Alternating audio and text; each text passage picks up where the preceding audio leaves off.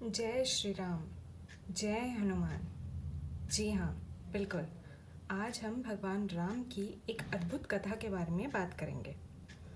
कथा शुरू करने से पहले अगर आपने मेरे चैनल को अब तक सब्सक्राइब नहीं किया है तो प्लीज़ उसे सब्सक्राइब करें और बेल आइकन के नोटिफिकेशन को भी ज़रूर प्रेस करें। चलिए शुरू करते हैं। ये उस समय की बात है जब भगवान राम सीता जी की खोज कर रहे थे। तभी उनकी मित्रता सुग्रीव जी से हुई। मित्रता में दोनों ने एक दूसरे को वचन दिया कि आज से तुम्हारा मित्र मेरा मित्र है और तुम्हारा शत्रु मेरा शत्रु है।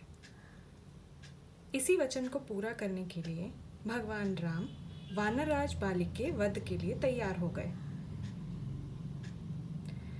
सुग्रीव जी ने वानरराज बालिक को ललकारा। युद्ध शुरू हुआ। सूर्योदय से लेकर सूर्यास्त तक युद्ध चलता रहा। भगवान राम अपना धनुष तो उठा पाए किंतु बाण नहीं चला पाए। सूर्यास्त हो गया। सुग्रीव जी को मुंह की खानी पड़ी। तब उन्होंने प्रभु श्री राम से पूछा कि हे रघुकुल नंदन, आपने तो मुझे वचन दिया था, तो आपने अपने वचन को पूरा क्यों नहीं किया? तब भगवान राम ने कहा कि मैं ये कैसे कर सकता हूँ? तुम दोनों भाई एक जैसे दिखते हो। ये कहकर प्रभु श्री राम वहाँ से चले गए। सुग्रीव जी बड़े निराश हो गए, निराशा के साथ लौट गए। तभी वहाँ हनुमान जी आए। हनुमान जी को आता देख सुग्रीव जी ऐसे प्रसन्न हुए जैसे कि किसी को गुरु मिल गया हो। बस फिर क्या था, सुग्रीव जी ने अपनी सारा दुख हनुमान जी से कह दिया। तब हनुमान जी ने कहा कि भला ऐसा हो सकता है कि परमेश्वर दो लोगों में अंतर ना कर पाए? अंतर तो वो तुम दोनों के अहंकार पे नहीं कर पा रहे हैं। एक तरफ वानरराज बाली हैं जिन्हें अपनी सत्ता का, अपने बल का अहंकार है, और दूसरी ओर तुम हो। तुमसे प्रभु ने मित्रता क्या कर ली? तुम तो अहंकारी बन गए।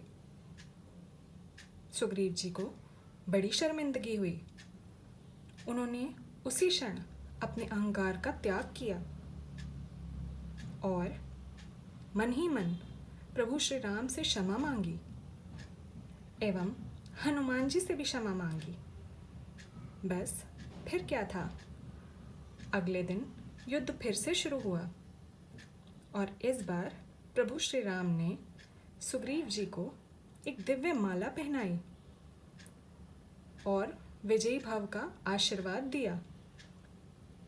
बस फिर क्या था, अब इस बार जो युद्ध हो रहा था वो एक भक्त और एक अहंकारी के बीच हो रहा था। प्रभु ने अहंकारी का वध कर दिया